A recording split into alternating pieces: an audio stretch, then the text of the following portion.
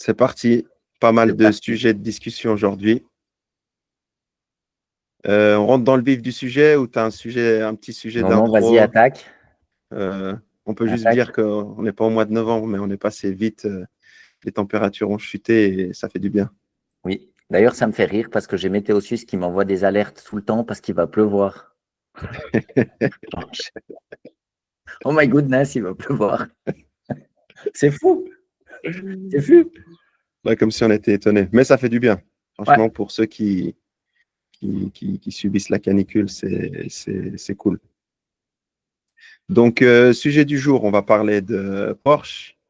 Sam Altman aussi, qui, euh, qui snob Google, qui critique un peu Google. Ça va être intéressant.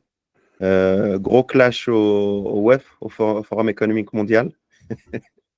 Et puis, évidemment, la visite de Poutine en Alaska, hein. Bien sûr. OK. On démarre avec Porsche. Allez, Donc, on tu as démarre avec Porsche. la famille Porsche qui mise tout sur la défense.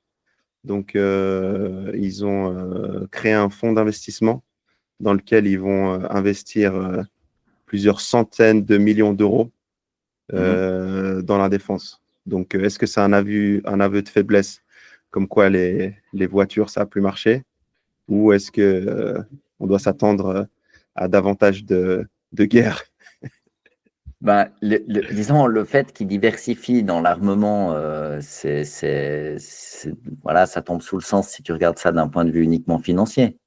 Hein, le monde se réarme, on va consacrer X% de plus du PIB national dans tous les pays européens pour l'armée et l'armement. Donc, ça représente des sommes absolument colossales. Donc, du point de vue d'un investisseur froid et calculateur qui se préoccupe du rendement à court terme, c'est évidemment une bonne idée. Voilà. Maintenant, ce que je trouve tout à fait piquant, c'est que si tu veux, on est dans un moment où on n'a de cesse que de définir des chartes éthiques, de mettre en avant l'inclusivité, de dire qu'il faut avoir une approche éthique de l'implémentation de l'IA. Tu vois, donc en fait, on est vraiment mais à la marge de la marge pour pouvoir. Il faut des IA inclusives parce que sinon, quand même. Et là, en fait, on investit pour fabriquer des canons qui sont quand même des outils qui sont destinés à supprimer la vie. Donc, je trouve ça assez piquant. Il y avait un mot de Jacques Attali qui est évidemment critiquable, mais là, je trouve il l'avait bien dit. Il disait que l'avenir de l'humanité, c'était d'investir dans l'industrie de la vie. Et la voiture, on pourrait presque dire que ça en fait partie parce qu'en fait, ça permet la mobilité. En fait, une voiture, c'est la liberté, c'est le fait qu'on puisse partir en vacances, se déplacer, habiter dans un lieu qu'on a choisi et aller travailler ailleurs. Bref, la mobilité, c'est une composante essentielle de ce qu'on peut qualifier de liberté, pour le moment la liberté de mouvement. Et même si évidemment, ça peut être complémenté par le train ou d'autres, mais c'est rigolo de voir la famille Porsche qui passe de la liberté de se déplacer à la possibilité de se défendre. D'accord? Donc, c'est pas extrêmement bon signe, je pense, en tout cas pour le continent européen. Et puis, l'autre commentaire que je voulais faire par rapport à ça, c'est que c'est quand même piquant parce que quand on regarde un peu l'histoire et la manière dont la famille Porsche a construit son empire financier, qui est estimé entre 30 et 50 milliards, donc 30 à 50 milliers de millions, ça fait beaucoup de lettres, beaucoup de chiffres, beaucoup de zéros. Le fait qu'ils se diversifient puis qu'ils sortent de l'industrie automobile allemande qui a du mal à faire cette transition vers l'électrique, comme on l'a souvent commenté, je le comprends. C'est clair qu'ils ne veulent pas perdre leurs sous. Maintenant, pour des gens qui ont 30 et 50 milliards, je les trouve quand même un peu avares parce que d'investir dans l'armement, c'est quand même piquant quand tu t'appelles Porsche et que tu as construit, en tout cas au départ, une bonne partie de ta fortune en travaillant avec le régime nazi pendant la Seconde Guerre mondiale. Donc, bon, le fait que la famille Porsche, avec l'histoire qu'ils ont, ils investissent maintenant dans Rheinmetall et dans l'armement, je trouve ça un peu flippant. Et c'est Emmanuel Todd qui disait on a du mal à se réjouir que l'Allemagne se réarme. Ouais, je suis Hein. d'accord avec toi. Et ben ouais, c'est pas génial, génial. Et là, c'est quand même un signal que cette famille qui a un passé quand même un tout petit peu douteux, ils n'hésitent pas à remettre la compresse. Donc voilà, je ne trouve pas que c'est d'excellent augure. Et t'en penses quoi? Donc, le montant exact, c'est 500 millions. Ce qui est intéressant, c'est qu'ils arrivent à sortir 500 millions du venture capital. Je ne sais pas exactement comment ils vont faire. Et ils le font avec Deutsche Telekom. Donc, comme tu dis, moi, ce qui me fait flipper, c'est qu'on connaît le passé sombre des Allemands Ouais, et que là, on est en train de, à un moment donné, personne. on ne sait pas si Ouais. on peut les contrôler, quoi. Ben, c'est jamais une super nouvelle quand l'Allemagne se réarme, si tu veux, alors qu'on célèbre ça comme étant une espèce de fête et de joie et d'hymne à la vie. C'est un peu limite. Et bon, il faut aussi voir que 500 millions sur un total estimé à entre 30 et 50 milliards, c'est pas non plus beaucoup. Hein. Non, c'est pas beaucoup, mais Ça fait entre un 60e et un centième du paquet global. Donc, tu vois, c'est mais pas. il peut faire de belles choses. Avec 500 millions, tu as quand même Ouais, un ouais. beau fonds. C'est Oui, quand même. mais si tu veux, c'est pas un manque d'investisseurs. Je pense que le truc, c'est qu'il faut regarder ça du point de vue de cette holding, c'est un family office déguisé. En fait, ce qu'ils veulent, c'est gagner plus de sous. Ils veulent faire travailler leur argent, ce que je comprends. Hein. Nous-mêmes, comme citoyens, quand tu as un fonds, l'AVS, la LPP, il faut que ces fonds soient réinvestis en fait pour qu'il y ait les intérêts cumulés et puis que ça permette de faire fructifier ce capital. Donc ça, j'ai pas de problème. Le truc, c'est que je trouve étonnant de voir à quel point ces empires financiers gigantesques n'ont de cesse que de grandir. Ouais. Si on regarde depuis le Covid, en fait, les fortunes gigantesques, elles ont énormément augmenté, alors que le citoyen lambda, il n'a pas augmenté sa fortune de manière vertigineuse. Et du coup, il y a quand même dans cette concentration du capital un certain nombre d'orientations collectives en fait qui sont prises. Parce que si collectivement un pays comme l'Allemagne décide de se réarmer puis d'investir dans l'industrie de l'armement, ça veut dire que dans 20 ans, l'ambiance, elle sera plutôt à la canonnière qu'au départ en vacances dans une voiture. Tu vois, je trouve pas ça top. J'aimerais avoir ton point de vue là-dedans sur justement ce qu'ils ont annoncé. Ils te disent les groupes de défense comme Rheinmetall et KNDS sont à la recherche de sites de production, notamment de blindés, et lorgnent certaines usines automobiles en sous-capacité. Donc, ce que tu disais par rapport à Porsche, on parle d'une prochaine commande gigantesque du gouvernement allemand pour 1 millier de chars Léopard 2 dans sa dernière version, de 2500 blindés Boxer et de 500 systèmes de défense anti-aérienne Sky Ranger. Bah, c'est ce que je disais avant, c'est-à-dire qu'on va fabriquer des tanks plutôt que des voitures, si tu veux, bien sûr, qui reconvertissent en partie leur appareil industriel. C'est fort ce que tu viens de dire. C'est pas anodin. Enfin, c'est Bah, qu'on va si tu utiliser veux, des. si tu fabriques des milliards de smartphones que tout le monde aime utiliser avec des applications pour les réseaux sociaux, les gens passent beaucoup plus, la société en général, en moyenne, les gens passent plus de temps le nez dans les écrans. OK? Si tu fabriques plus de voitures et qu'il y a une demande pour ça, bah, en moyenne, les gens se déplacent plus et découvrent le monde. OK? Alors, avec des effets collatéraux, parce que ça pollue aussi, bien sûr, mais au moins, on peut dire qu'il y a un bénéfice de premier ordre qui est intéressant. C'est la liberté de se déplacer. Maintenant, quand tu fabriques des chars, alors il y a cette fameuse citation. En fait, c'est soit on a toujours une armée sur son territoire, c'est soit sa propre armée, soit l'armée du voisin. Donc, je ne suis pas du tout antimilitariste et je prétends pas du tout qu'il ne faut pas avoir de capacité à se défendre, mais le fait qu'il y ait un investissement comme ça de la part d'un pays comme l'Allemagne dans un appareil productif destiné aux armes, je ne trouve pas que c'est quelque chose qui mérite d'être célébré comme une victoire du genre humain. Ça m'a l'air d'être plutôt une très mauvaise nouvelle. Comme tu utilises le terme célébrer, l'autre annonce, c'est que Porsche SE, donc justement la partie investissement, organisera une journée de la défense pour mettre en relation les family office allemands et européens avec les opportunités d'investissement dans le secteur.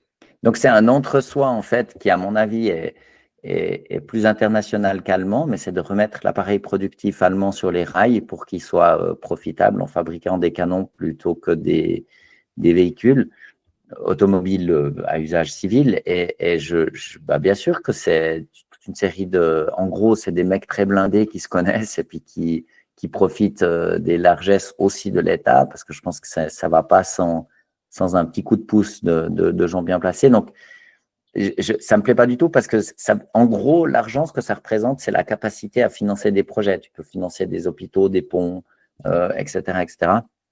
Et le fait qu'on surinvestisse maintenant tout d'un coup dans l'appareil militaire, c'est à l'évidence pas une très, très bonne idée.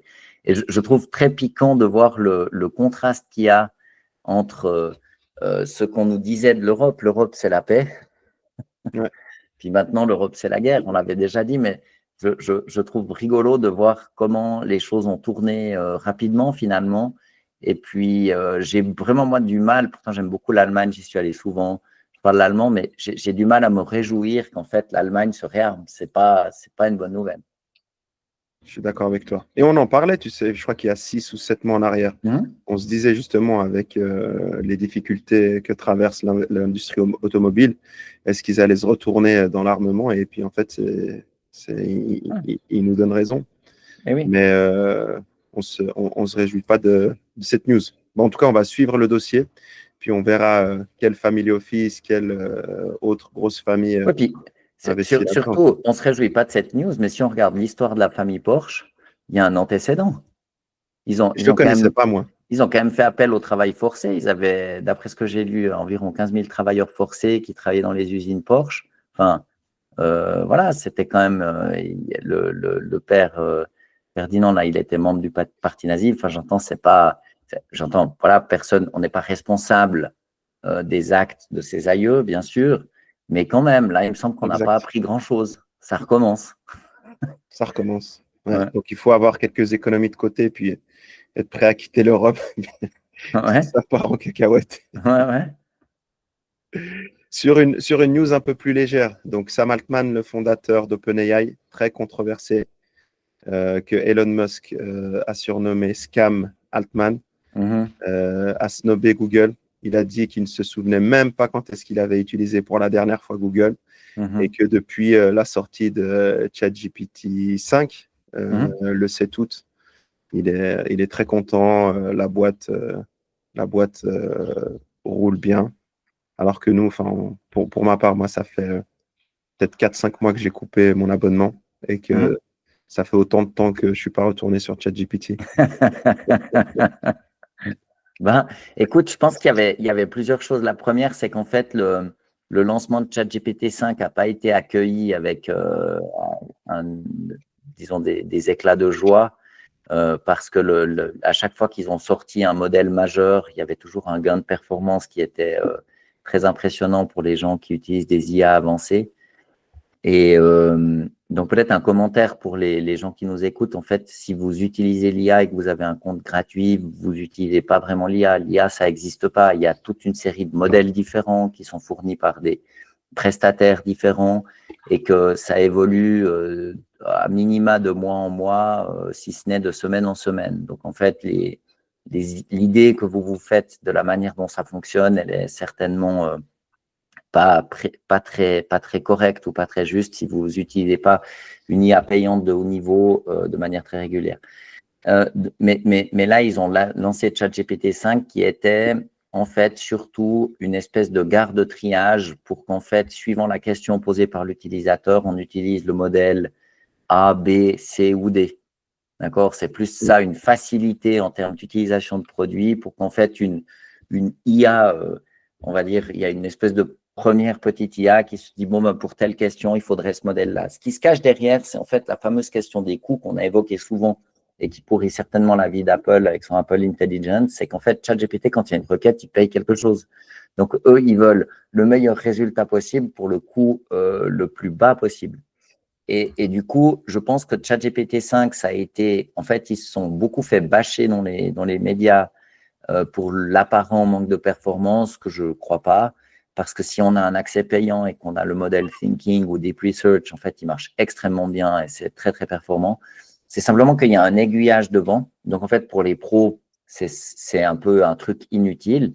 Mais à mon avis, ce qu'a fait OpenAI, c'est malin. Ils sont allés chercher le prochain milliard d'utilisateurs pour que quand tu veux rajouter 1 milliard d'utilisateurs, il faut faire quelque chose de plus simple. C'est pour ça que WhatsApp a autant de succès, c'est que c'est hyper simple à utiliser. Et du coup, là, en fait, c'est qui le grand concurrent d'OpenAI? C'est Google, parce qu'ils ont une IA qui est au moins aussi bien que celle d'OpenAI. Et ce qu'il fait en disant qu'il a plus utilisé Google, il fait en fait 3 choses. La première, c'est qu'il change le narratif. On ne va plus parler de la supposée débâcle du lancement de ChatGPT 5, mais on va parler de Google. D'accord? Ouais. La deuxième chose, c'est qu'en fait, il essaye de cantonner Google à un rôle de moteur de recherche, ce qu'ils ne sont pas uniquement parce qu'ils ont des tas d'autres sources de revenus, des tas de produits qui ont 1 milliard d'utilisateurs, ainsi qu'une IA extrêmement performante, si ce n'est plus performante que celle d'OpenAI. D'accord? Donc, en fait, il essaye de les cantonner à ce qu'ils faisaient avant pour de nouveau changer le narratif et essayer de reprendre la main. Et puis, la troisième chose, c'est que lui, il a évidemment tout intérêt à faire croire que Google ne travaille pas sur l'IA et qu'ils n'ont rien de valable. Et parce que ce que ça risque de faire, c'est évidemment de faire baisser le cours de l'action de Google parce que les gens se disent « Oh mon Dieu, mais c'est vrai, la recherche avec Google, c'est fini, il faut vendre. » D'accord? Oui. Qui crée un problème opérationnel pour Google parce que quand ton share price il drop soudainement, ben, c'est un problème. Alors là, c'est la partie technique sur OpenAI. Il y a une partie un peu moins cool. Il y a la Ouais. maman comment il s'appelle, Suchir Balaji. Donc, c'était le lanceur d'alerte qui a lancé une alerte sur OpenAI. Donc, c'était un ancien employé qui a témoigné chez Carlson Tucker que OpenAI avait tué son fils. Donc, ils l'ont retrouvé mort au mois de novembre. Et puis, elle a été sur le plateau de Carlson Tucker pour témoigner. Comme quoi, elle est sûre que c'est OpenAI qui l'a tué. Je sais pas, si tu veux, j'ai beaucoup de compassion pour cette femme et cette mère aimante qui a perdu un fils. On ne peut pas commenter, c'est trop triste. Voilà, je ne connais pas cette personne, on ne sait pas ce qui s'est passé. Et puis, si tu veux, c'est OK en fait. Moi, j'ai aucun problème à ce qu'un parent ou un proche aille se livrer. Je le ferai pas parce que je pense que bon, ça n'aide pas grand monde. Est-ce vrai, n'est-ce pas vrai, j'en sais rien. Ce qui est certain, c'est que si elle a la manière dont fonctionne le système judiciaire, c'est qu'en fait, il faut des éléments de preuve et je pense que si d'aventure elle en avait, ben, il y aurait une enquête et il y a certainement une enquête qui a été menée, peut-être qu'elle sera réouverte, mais là, je crois que c'est vraiment le genre de domaine où il faut juste faire confiance aux professionnels de la justice. Je ne prétends pas qu'en fait, la justice, elle est toujours parfaite et au-dessus de toute compromission et qu'elle exécute toujours son mandat de manière totalement pertinente. Ça, je ne crois pas, mais si quelqu'un a un meilleur système à proposer, qu'il parle. Est-ce que tu penses que… Bon, là, le scénario, c'est qu'elle dit qu'il a été tué par OpenAI. Est-ce qu'on pourrait se dire que c'est un des concurrents… là, on part dans la science-fiction. Mais un des concurrents qui l'aurait tué pour ternir l'image d'OpenAI ou pas? Non, mais non, parce que si tu veux, il faut quand même pas… c'est une guerre féroce quand même, l'IA, maintenant. Ouais, non, mais là, il faut quand même pas délirer, si tu veux. C'est pas parce qu'il y a un mec qui a quitté une entreprise que l'entreprise s'écroule. Je rappelle que pratiquement tous les fondateurs sont partis, dont leur CTO, Mira Murati, etc. Donc, ils ont déjà changé le staff, je ne sais pas combien de fois. Ils savent faire les Américains, tu sais, monter une start-up où il y a des gens qui arrivent et qui partent, c'est pas la fin du monde, c'est comme ça tout le temps. Je pense que c'est un problème opérationnel qu'OpenAI gère très bien. Ça pose pas de problème énorme. Et puis, chez Google, chez Microsoft, chez Apple, les gens, ils viennent et ils partent aussi. L'esclavage, jusqu'à preuve du contraire, c'est fini. Donc, quand tu veux changer de boutique, tu as le droit. et les gens ne s'en privent pas. Donc voilà. Et du coup, je ne crois pas du tout, pas une seconde en fait, que ce serait un concurrent qui aurait fait un truc alambiqué pour prétériter les intérêts d'OpenAI. J'y crois pas une seconde. Et puis, deuxièmement, c'est pas parce que on peut réfléchir à quelque chose que les gens le font forcément. C'est pas dans l'intérêt d'une boîte technologique. Quand tu drives une boîte technologique qui double tous les 6 mois ou toutes les années, tu as déjà assez de problèmes. Si tu veux, ton sujet, c'est pas d'aller zigouiller des gens. Donc, non, j'y crois pas du tout. Et encore une fois, je trouve que je comprends complètement en fait cette détresse infinie en fait d'un jeune homme qui décide de mettre fin à sa vie. On peut pas commenter ça. C'est trop intense. Mais en fait, on ne sait rien. Et si on fait l'hypothèse, à mon avis raisonnable, que la justice existe et qu'il y a un certain nombre d'éléments de preuve qui permettent de réouvrir un dossier et d'aller chercher, alors ce sera fait. Voilà, Ouais. c'est le vivre dans un monde où en fait toutes les institutions sont critiques, toutes les institutions sont critiquables, mais elles ne sont pas forcément faillibles jusqu'au dernier degré. Se projeter dans un monde où plus rien ne fonctionne, un État défaillant complètement, plus de justice, plus rien, ben c'est la jungle absolue. Puis là, en fait, on ne peut plus commenter quoi que ce soit. Pourquoi on a mis en place ces institutions? Parce que c'est le mieux ou à minima le moins pire. Donc, c'est un chemin de pensée qui est un peu stérile. Et c'est clair et net que de temps en temps, la justice, elle se trompe, elle loupe quelque chose. Donc, tu vas avoir un élément qui va être corrompu. Ou la plupart du temps, à mon avis, c'est pas de la corruption, c'est plus de l'incompétence ou de la flemme.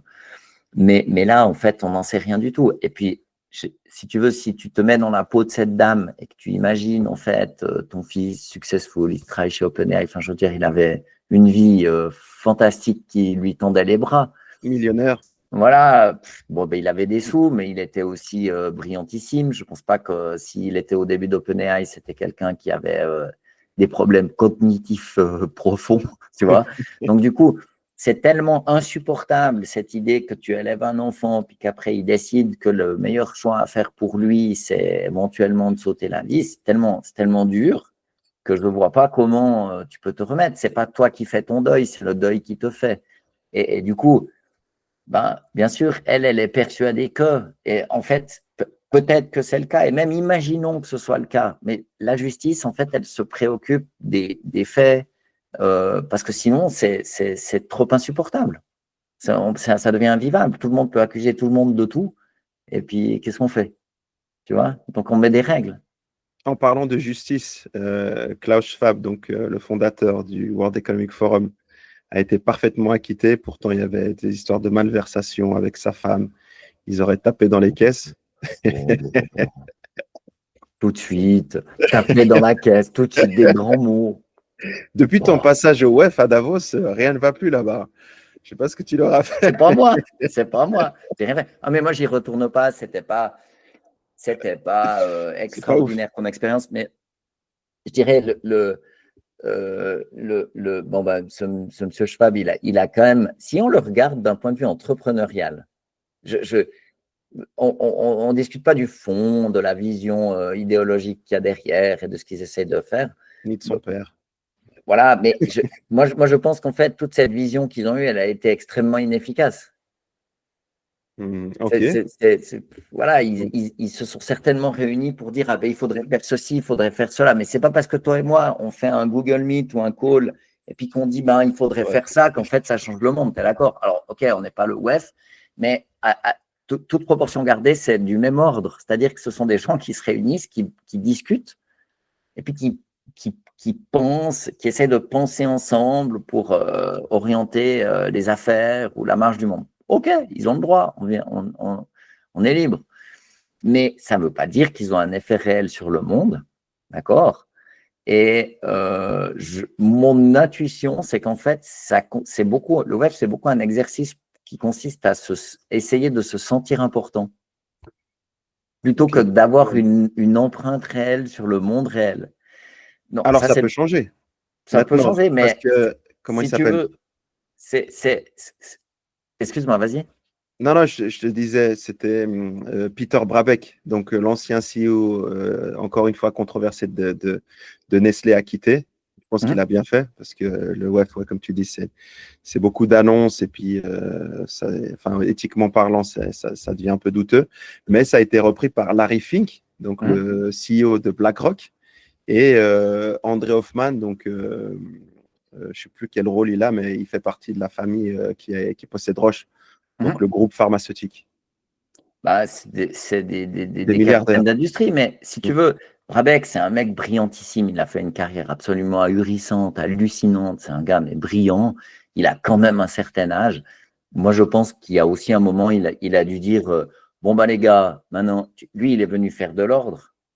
Ouais, Il a réglé cette histoire. Voilà. Puis il a dit bon, bah, écoutez, je peux m'impliquer. Voilà les conditions. Je veux qu'on fasse ceci, cela.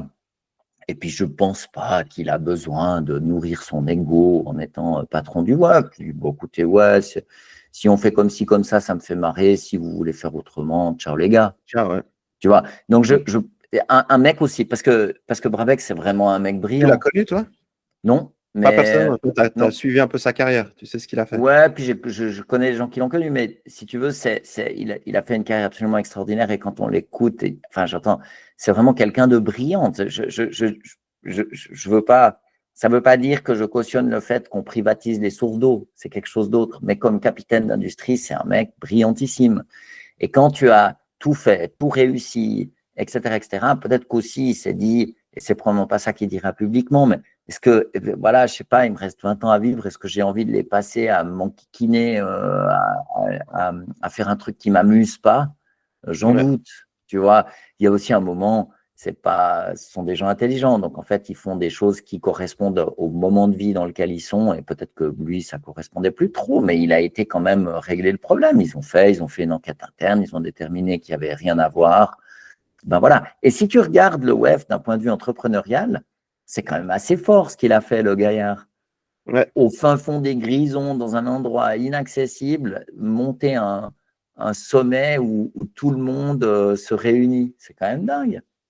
ouais, ouais, ouais. Tu vois, on peut aussi, enfin j'entends, c'est quand même un truc à célébrer du point de vue entrepreneurial, ça a fonctionné. Et souvent, comme très souvent, en fait, ces aventures qui dépendent de la, du charisme ou de la vision d'un homme, euh, une fois que cette personne-là part en retraite, on peut dire que c'était un peu un départ à la retraite forcé, quoi. Hein, Ouais, je voilà. pense qu'ils ont dit. Voilà, c'était un peu ça. Et du coup, ben, voilà, il y a d'autres gens qui vont essayer de reprendre ça. Est-ce que ça va fonctionner? J'en suis pas du tout sûr. Je pense que le André plus. Hoffman. André Hoffman, lui, enfin, c'est un des héritiers de la famille Roche. Il est à fond dans la durabilité. Il a soutenu pas mal de projets Ouais, en Suisse romande. Moi, je l'ai croisé deux, trois fois. Je ne le connais pas ok. personnellement, mais je crois qu'il doit avoir peut-être une septantaine d'années. Hein. Costume.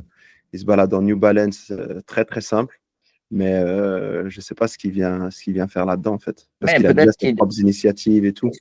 Moi, il ne faut pas a priori critiquer parce qu'il y a aussi des tas de gens qui veulent faire des tas de trucs bien. Moi, je ne les connais pas, je ne sais pas ce qu'ils veulent faire. Donc voilà, je ne commente pas. Mais je pense que dans la problématique de reprise d'une entreprise, si tu vois le web comme une entreprise, quand tu changes de leader, si tu veux, c'est un vrai défi pour l'organisation, C'est vrai. un immense défi. Donc voilà, pourquoi pas? Si tu veux, on verra bien, il faut laisser voir, mais je pense que du point de vue du leadership et de la direction d'entreprise, c'est un moment tout à fait charnière pour le WEF. Passer du fondateur à quelqu'un d'autre qui le reprend en main, c'est difficile. C'est vrai. En parlant pardon, de leadership, euh, Trump a reçu Poutine Ouais, en Alaska le 15 août. oui. Donc, ils l'ont fait bien, bien, bien, bien, bien, bien loin de l'Europe. Est-ce que si tu le prends comme un signal faible, comme quoi ils sont hors des négociations?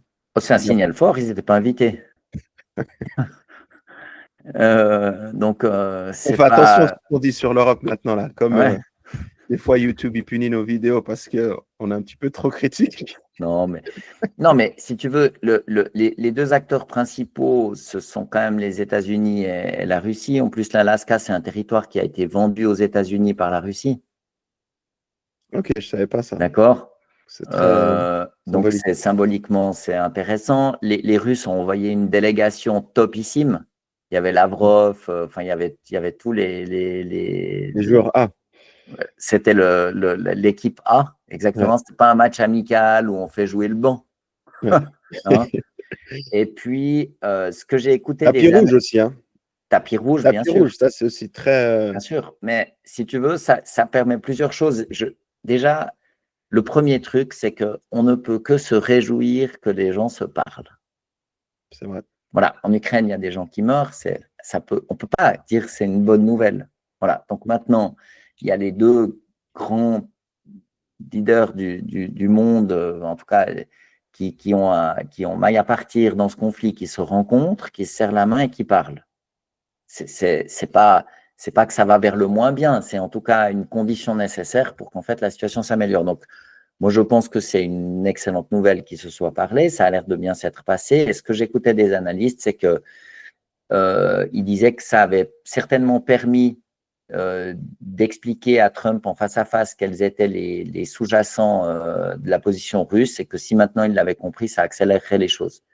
Le fait que les Européens ne soient pas invités, même pour être sur le banc, pour écouter ce qui se dit, bah, c'est pas un excellent signe pour l'Europe, hein, on va dire, mais si tu veux, ils ont pas non plus joué très finaux en Europe, donc c'est peut-être pas plus mal qu'ils soient pas là. Et puis les fondamentaux en fait d'une paix se précisent, donc il y aura des territoires qui seront cédés à la Russie, les 4 fameux oblasts, et puis l'Ukraine qui devient neutre ou à minima qui n'entre pas dans l'OTAN. Voilà, c'est ça qui va se passer. Puis maintenant, ils vont définir un petit peu où se découpe la frontière et comment ça se fait. Et puis, avec un peu de chance, eh bien, ça s'arrêtera bientôt. Et c'est tant mieux pour l'Ukraine, c'est tant mieux pour l'Europe. Moins de fusils, moins de canons, moins de morts, c'est bien. Voilà. Ouais. T'as pas mal de gens qui commentent ça, qui disent oui, c'est du pipeau, il n'y a pas eu d'accord, il n'y a rien eu. Mais ce que les gens ils doivent comprendre, c'est qu'une négociation, enfin, c'est une guerre qui dure depuis 3 ans. Tu Ouais. ne la règles pas en une journée. Donc, comme tu as dit, c'est bien qu'ils se serrent la main, qu'ils Eh oui. discutent et tout. Et puis, ça va prendre du temps justement pour arriver à un accord. C'est un processus, en fait. C'est Ouais. un processus dans lequel il Voilà. faut entrer. Donc, en fait, tu as deux parties prenantes. Il y a une partie qui dit, ben voilà, pour moi, les choses non négociables, c'est ça, ça, ça, ça. L'autre aussi, blablabla. Puis on parle. Et puis, euh, je sais, ça a l'air lent, mais c'est surtout avec ses ennemis qu'il faut parler. Parce que si tu ne parles pas avec quelqu'un avec qui tu as maille à partir, je ne vois pas comment tu fais pour t'arrêter. Sinon, ça s'arrête quand il y a une des deux parties qui a disparu. Puis il ne faut pas oublier non plus que la Russie, les États-Unis sont les deux puissances nucléaires majeures dans le monde. Donc en fait, le fait qu'ils se détendent l'un l'autre, c'est une bonne nouvelle, hein, parce que s'il y a une guerre nucléaire, c'est fini. Hein. On est tous Mm. vitrifiés. Donc c'est à l'évidence une bonne nouvelle et je pense qu'il y a des dynamiques un peu sombres à l'œuvre en Europe où ma foi, ben, on a les dirigeants qu'on a, et puis, comme ils disent, l'Europe, c'est la paix. Qu'est-ce que tu en penses justement? Enfin, c'est que on en parle souvent ici, c'est que l'Amérique est en déclin au niveau économique, mais en termes de diplomatie, bah, Poutine, il a été parlé avec Trump. Pourquoi ça pourrait pas arriver avec, par exemple, la Chine, qui est un petit peu devenue l'équivalent, pas en termes diplomatiques, mais en termes économiques? Parce que la Chine, elle est avec la Russie 100%, ils ne discutent même pas. Mais Ou, alors, le ou les truc, États-Unis représentent l'Europe. Tu le vois comment ça? non, le truc fondamental, si tu veux, c'est que les États-Unis, ils sont pas en déclin économique. Ce sont simplement plus les seuls, si tu veux, ils ont des puissances qu'on appelait émergentes qui ont maintenant émergé, comme la Chine, le Brésil, la Russie, l'Inde, qui commencent à jouer des coudes et à concurrencer. Donc, c'est un petit peu, on va faire une analogie footballistique euh, un peu limite. Et on va dire c'est un petit peu comme en France où à part le Paris Saint-Germain, il n'y a pas grand-chose C'est vrai. dans le championnat français, d'accord? Donc maintenant, imagine le Paris Saint-Germain, ils sont là, ils sont très très forts, etc. etc. Puis tout d'un coup, tu as Lyon, Toulouse, je ne sais pas, est-ce qu'il y aurait Bordeaux comme grande équipe, Marseille, qui commence à sérieusement faire concurrence aux leaders incontestés. Ben, ce qui arrive aux États-Unis, c'est que collectivement, mais voilà, la manière dont ils le sentent, à mon avis, c'est ils dominaient le championnat de la tête et des épaules sans avoir à se poser de questions, etc., etc. Puis tout d'un coup, il faut bosser, il y a des concurrents et c'est plus aussi simple. Et du coup, on comprend très bien qu'en fait, un grand pays comme les États-Unis, au moment où ils perdent cette position relative, c'est pas en nombre absolu, eh ben, c'est désagréable d'avoir des concurrents, donc en fait, ça les chicane. Et puis là, la question, c'est comment collectivement on réagit à ce qui pourrait être perçu comme une menace ou une incitation à se remettre en mouvement. Typiquement en Suisse, comme c'est un petit pays, on a beaucoup plus le réflexe, quand les temps sont durs, de se retrousser les manches parce qu'on n'a simplement pas la possibilité de rêver à être la puissance dominante du monde. Tu es d'accord? On peut simplement pas imaginer ça. Donc en fait, on sait qu'on doit être malin et travailleur. Et du coup, on le fait et ça fonctionne bien. Mais il n'y a pas cette espèce de surmoi collectif national. Et évidemment, c'est Fukuyama, à la fin de l'histoire, 89, 91, le mur tombe, l'Union soviétique tac, ce sont les valeurs de l'Occident qui ont gagné. Les mecs, ils étaient high pendant 30 ans. Ouais. D'accord? Donc, en fait, passer intérieurement, si tu veux, cette posture intérieure de passer de nous sommes la puissance dominante du monde à nous sommes une grande puissance dans le monde, ça les chicane. C'est très voilà. Niveau de leur ego. Ouais, pas que de l'ego, c'est aussi du fait que d'exercer la puissance, c'est pas quelque chose de désagréable. C'est pas que l'ego, c'est aussi les dollars bien sentis. Il y a la primauté du dollar, il y a le fait que tu puisses. Ils ont, je sais plus, l'Amérique, je crois, 170 bases dans le monde. C'est énorme. C'est beaucoup, hein. Ça fait beaucoup de GI un petit peu partout. Donc, en fait, ils ont eu cette stratégie de faciliter le commerce mondial en faisant la police sur la mer, si tu veux, en faisant en sorte que les échanges maritimes soient sûrs et à bas coût. Maintenant, ce qu'ils font, c'est qu'ils se retirent un petit peu sur le continent. C'est pour ça que Trump met ses tarifs, c'est qu'il veut inciter les entreprises à refaire de la production en fait aux États-Unis. Voilà, donc ils sont dans une phase un peu plus isolationniste. Mais le fait que si le PSG tout d'un coup est deuxième, troisième du classement, ça gratte, ça chicane, ça ennuie. J'ai vu une news, tu parlais des tarifs. Je ne sais plus quelle entreprise pharma a dit que there is no way on va produire aux États-Unis en fait. Ouais, c'était rigolo, tu vois. C'était qui ça? Je ne sais plus lequel c'était, mais je l'ai vu aussi. Et en fait, ils disaient que eux, ils avaient une ligne qui était complètement différente, en fait. Hein. Moi, si j'étais à la tête d'une pharma, maintenant, je dirais qu'en fait, je vais investir aux États-Unis.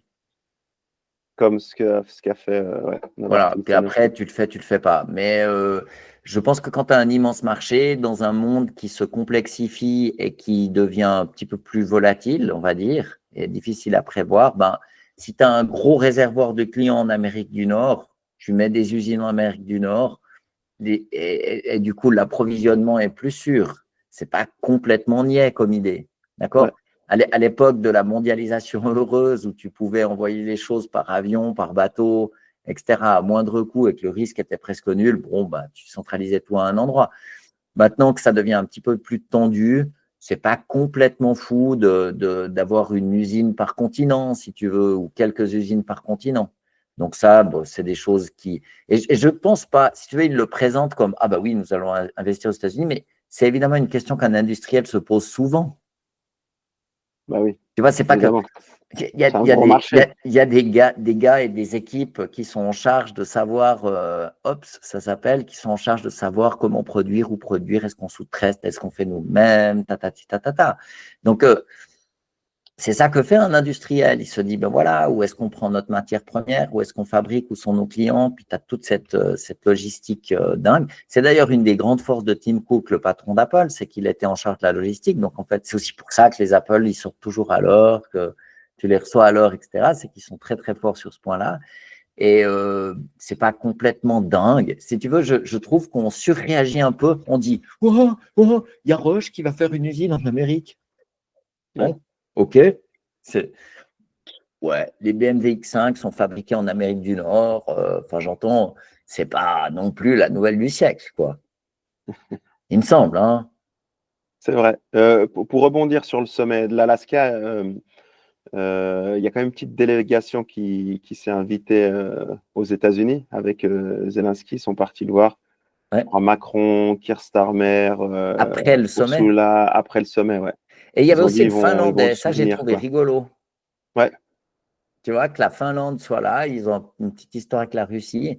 Et je pense que les Européens, le seul truc, c'est qu'ils sont pétés de trouille que les Américains se retirent d'Europe.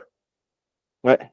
Voilà. Ils ne peuvent pas soutenir en fait l'Ukraine dans cet effort guerrier affreux.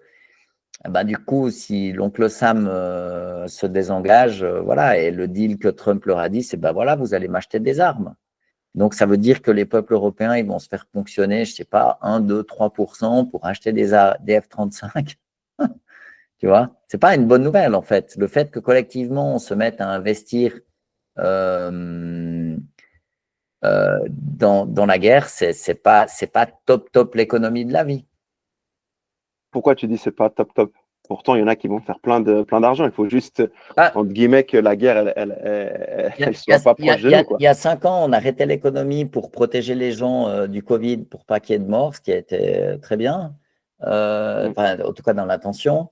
On parlait de la décarbonation et de la transition énergétique, transition qui n'aura jamais lieu, mais disons, au moins, on projetait une intention, disons, tournée vers un mieux collectif possible. Et là, on investit dans les canons. C'est pas tout à fait la même ambiance. Tu vois, je maintiens, je trouve pas du tout que c'est une bonne nouvelle. Ouais, moi, je suis d'accord avec toi. Surtout que on dirait que c'est cyclique, en fait. Mhm. C'est que le meilleur moyen de faire redémarrer une économie, bah, c'est l'économie de la guerre, quoi. Ouais, mais ça c'est un manque d'imagination parce que l'économie de la vie, ça existe aussi. C'est Ouais, juste je qu'il te rejoins. faut être un petit peu plus pimpé intérieurement pour pouvoir faire ce move-là. Mais tu vois, en fait, si on regarde par exemple à Genève, hein, on voyait les chiffres qui sont sortis. Tu as eu 10 deals, 10 investissements dans des startups en 6 mois, ce qui est un nombre super, super faible, tu vois. Mhm. Et j'ai toujours l'impression qu'on manque de financement pour Ouais, des idées qui sont, enfin, comme tu dis, oui. des, des, des- Ou même hein. on pourrait financer 1000 projets qui soient bonnards. Il y a des choses bonnards à faire, il y en a plein. Il y en a plein les tiroirs, il y en a plein les têtes, mais je me méfie. Si je veux, c'est difficile en tant qu'individu ou de petit groupe de s'abstraire du milieu dans lequel on bouge. Donc, en fait, si tu es dans une Europe qui a des bruits, qui est pleine de bruits de bottes, les entrepreneurs, ils vont dire, bon, on va faire des drones Bah ouais. pour aller faire péter le caisson de gens, c'est moins fun. Alors oui, il y a aussi un contre-argument, c'est qu'en fait, quand on investit dans l'armement, en général, on fait des progrès techniques et technologiques, c'est vrai, mais je pense que un des grands, pour progresser un peu, il faut que l'humanité arrive à se mobiliser aussi pour autre chose que d'aller zigouiller son voisin. Ouais. Ça m'a l'air d'être un bon chemin. Mais justement, tu le vois comment en fait? Parce que si on continue à extrapoler, ça peut encourager beaucoup plus de monde à faire ça en fait, à faire des investissements dans. Je pense pas parce que je ne pense pas que le monde regarde l'Europe. Ok, L'Europe pense qu'elle est le monde, mais je pense que comme on parlait en fait de la perte de compétitivité de l'économie, de l'éventuelle perte de compétitivité de l'économie américaine, c'est en partie vrai, ils ont de nouveaux concurrents, mais je pense que l'Europe, c'est le toboggan et ça va beaucoup plus vite. La France est complètement désindustrialisée, enfin bref. Donc je pense que l'Europe, elle se voit toujours comme étant le centre de gravité historique. Ça a été beaucoup une émigration européenne qui a fait les États-Unis aussi. Elle se pense en fait comme étant le centre du monde, etc. Puis qu'elle a beaucoup de mal à s'imaginer qu'en fait, il existe un ailleurs qui fonctionne avec une vision du monde qui est différente et puis qu'en fait, on pourrait être dans la co-création plutôt que dans le truc un peu hautain de domination. Si tu veux, c'est un peu la super fin de l'Empire britannique et des colonies européennes. Si tu veux. C'est plus nous. Il faut bien voir que les colonies, elles ont été gagnées à la canonnière. C'était pas Tu vois, C'est c'était vrai. pas ah mais ouais, venez les gars, c'est trop cool. Donc voilà, on sort de cette phase-là et puis c'est pour ça qu'il faut faire le saut de l'imagination et puis proposer quelque chose qui soit un peu plus constructif. Il faut travailler en équipe. Le foot, on se passe la balle.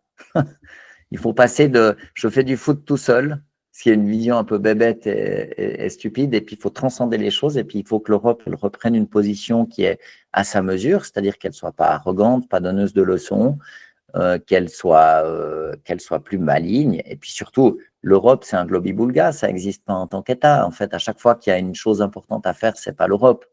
Ce sont les États-nations, donc il faut repenser ce truc. Il faut soit aller de l'avant, soit détricoter les choses. Mais en l'état, ça ne marchera pas. Et l'économie de l'Europe, moi, je ne crois pas du tout que ça va être florissant. Pascal, on finit là-dessus. Ciao Younes, Merci beaucoup. Ciao, ciao. à tout vite.